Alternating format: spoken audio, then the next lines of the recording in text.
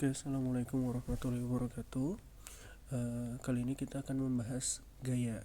Nah, gaya biasanya dibayangkan sebagai dorongan atau tarikan, tapi jangan sampai kita salah artikan gaya itu berupa style ya.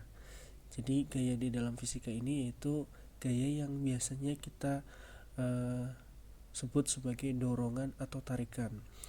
Kemudian merupakan besaran vektor. Kemudian gaya itu bisa berupa contact force atau bisa bersentuhan.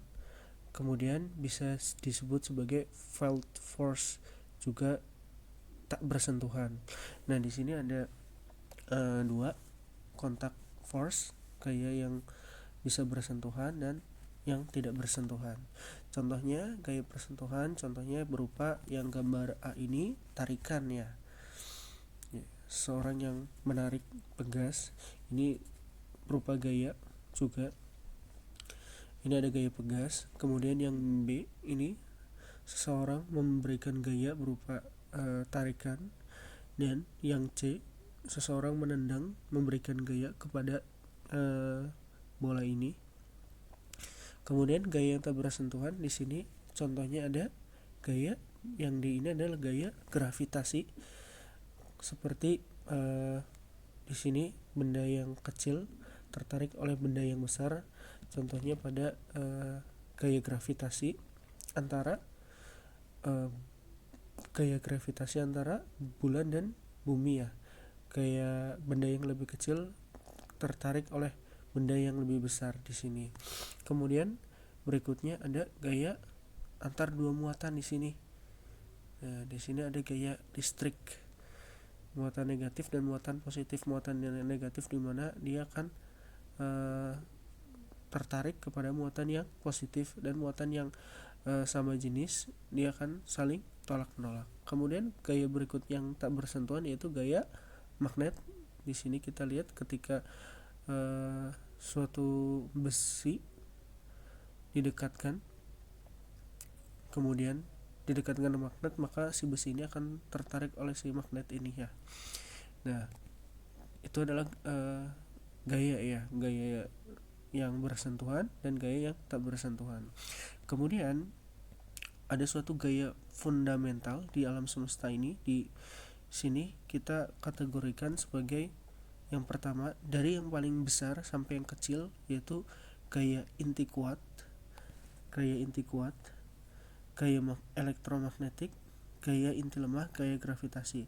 Nah, gaya inti kuat itu merupakan gaya subatomik ya, atau yang disebut dengan gaya nuklir kuat. Kemudian gaya elektromagnetik yaitu gaya antara dua muatan ya. Kalau misalkan partikel bermuatan yang sesama, dia akan tolak menolak. Yang berlawanan, dia akan saling tarik menarik. Kemudian gaya inti lemah atau yang disebut dengan gaya nuklir lemah, ini juga merupakan gaya subatomik, hubungannya dengan proton, neutron gitu ya. Kemudian ada gaya gravitasi. Gaya gravitasi yang kita pasti sudah paham ya, gaya gravitasi. Kemudian karakteristiknya semua termasuk gaya tak sentuh. Keempat ini adalah gaya yang tak sentuh atau yang disebut dengan felt force. Kemudian berurutan dengan kekuatannya yang menurun, ini gaya inti kuat merupakan gaya yang paling besar ya kekuatannya, dan paling rendah ini adalah gaya gravitasi. Nah, yang kita bahas di sini itu dalam hanya gaya gravitasi dan elektromagnetik dalam mekanika, karena untuk inti kuat dan inti lemah merupakan kajian dalam subatomik kecil ya ininya, ukuran yang dibahas. Nah, yang kita bahas di sini adalah gaya gravitasi dan elektromagnetik. Kemudian kita ini lanjut. Nah, berkenaan dengan gaya, kita akan gak jauh-jauh dari yang namanya hukum-hukum Newton. Nah, ada 3 hukum Newton yang akan kita bahas masing-masing, yaitu yang pertama hukum 1 Newton. Nah, hukum 1 Newton berbunyi, jika tidak ada gaya yang bekerja pada sebuah benda, maka keadaan gerak benda akan sama seperti semula, kecuali jika ada yang kecuali jika ada gaya eksternal yang bekerja padanya. Dengan kata lain, sebuah benda akan selamanya diam atau terus-menerus bergerak dengan kecepatan tetap jika tidak ada gaya eksternal yang bekerja padanya. Intinya, dalam hukum 1 Newton ini tidak ada pengaruh gaya luar yang menghalangi si suatu benda itu. Jadi benda itu akan terus diam, selamanya diam karena tidak ada pengaruh gaya luar. Kemudian benda yang terus bergerak dengan kecepatan konstan, artinya dia tidak mengalami percepatan atau perubahan kecepatan, dia akan selamanya terus bergerak dengan kecepatan konstan selama tidak ada pengaruh gaya luar. Oke, ini adalah bunyi hukum 1 Newton. Nah, hukum 1 Newton ini gaya yang eksternal maksud di sini adalah gaya yang berasal dari interaksi antara benda dengan lingkungannya. Jadi dalam hukum 1 Newton ini, sekali lagi, dia benda itu terus-menerus bergerak atau selamanya diam. Bergeraknya tentunya dengan kecepatan yang tetap, dia konstan jika tidak ada gaya eksternal yang bekerja padanya. Nah, gaya eksternal yang dimaksud di sini adalah gaya yang berasal dari interaksi antara benda dengan lingkungannya.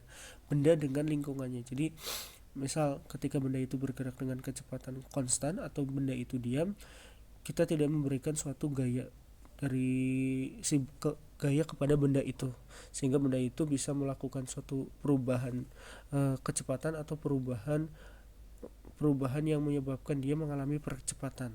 Oke, jadi hukum 1 Newton ini tidak ada gaya eksternal. Selama tidak ada gaya eksternal, maka benda akan selamanya diam atau terus-menerus bergerak dengan kecepatan yang konstan.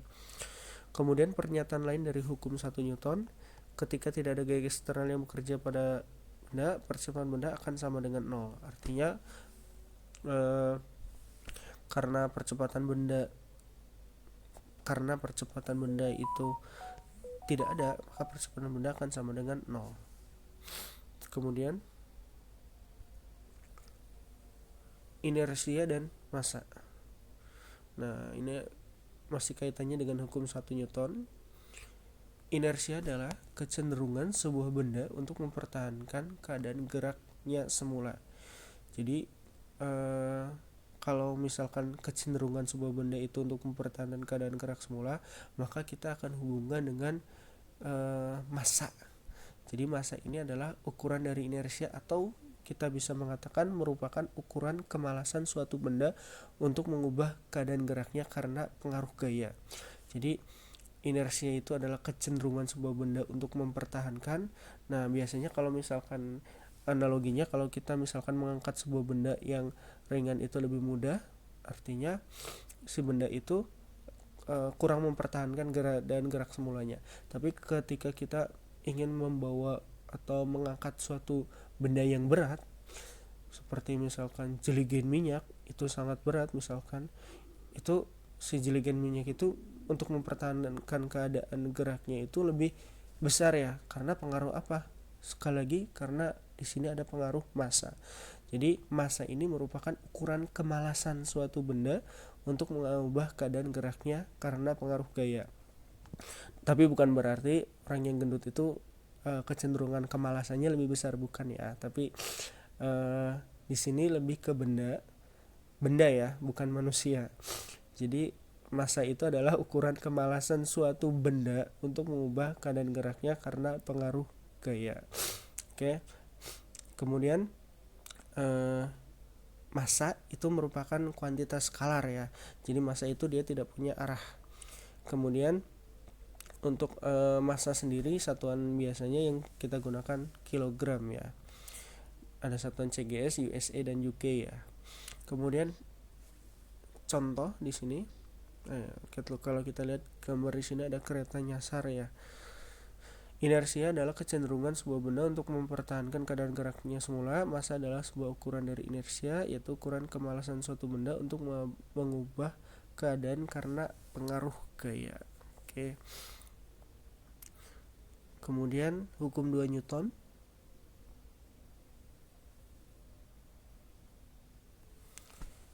Percepatan sebuah benda berbanding lurus dengan gaya Neto yang bekerja padanya dan berbanding terbalik dengan masanya. Ini merupakan hukum 2 Newton ya. Atau secara formula bisa ditulis seperti ini. Percepatan sebuah benda berbanding lurus dengan gaya Neto yang bekerja padanya dan berbanding terbalik dengan masanya. F dan A keduanya adalah besaran vektor. Kemudian satuan gaya yaitu Newton atau bisa kita tulis dengan kilogram meter per sekon kuadrat. Oke.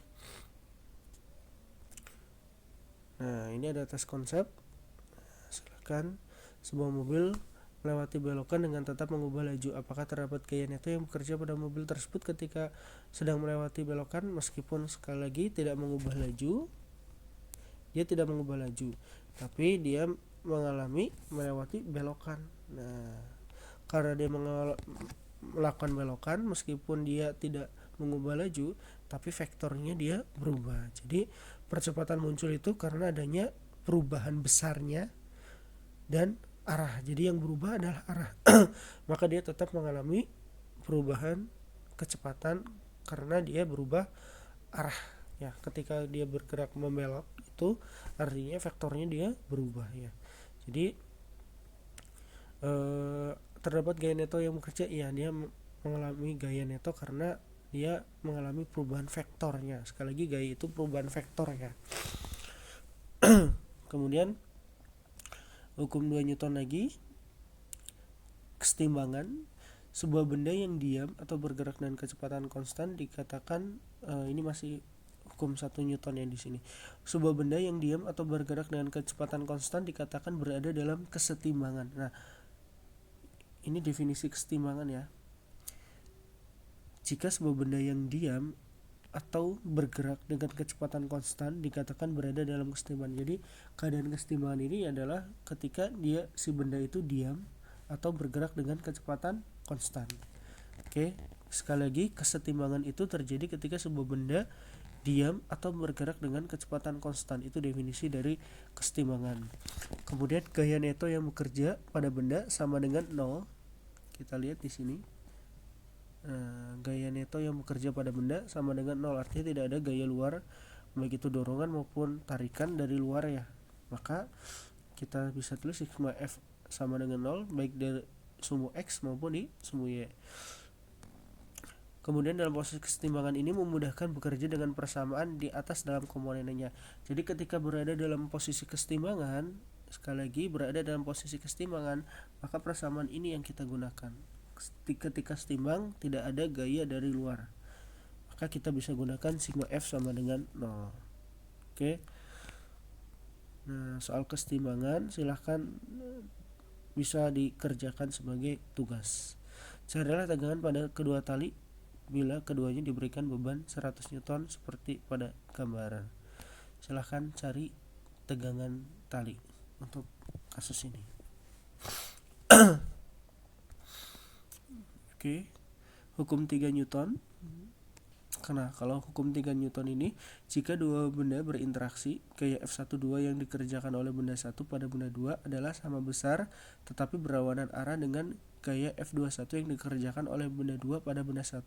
Nah, ini hukum 3 Newton itu merupakan suatu aksi reaksi ya.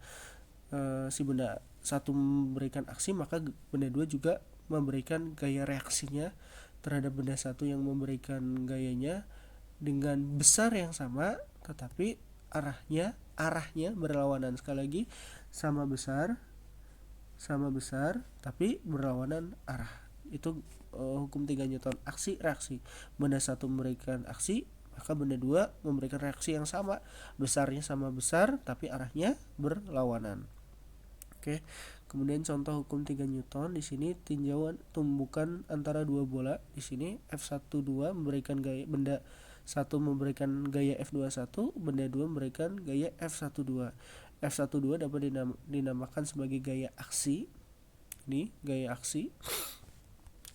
Misal di sini gaya F12 dapat ini memberikan aksi, kemudian F21 memberikan reaksi. Nah,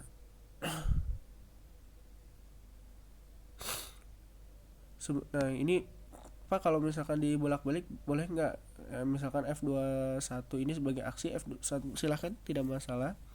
Yang penting di sini ketika suatu benda memberikan suatu gaya benda dua, maka benda dua juga akan memberikan gaya yang sama ya.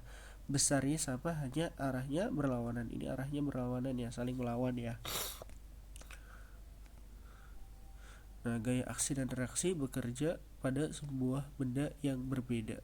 Jadi bendanya nggak boleh satu ya, bendanya harus dua. Syarat terjadinya aksi dan reaksi. Nah, berikutnya kita akan mempelajari berkaitan dengan momentum.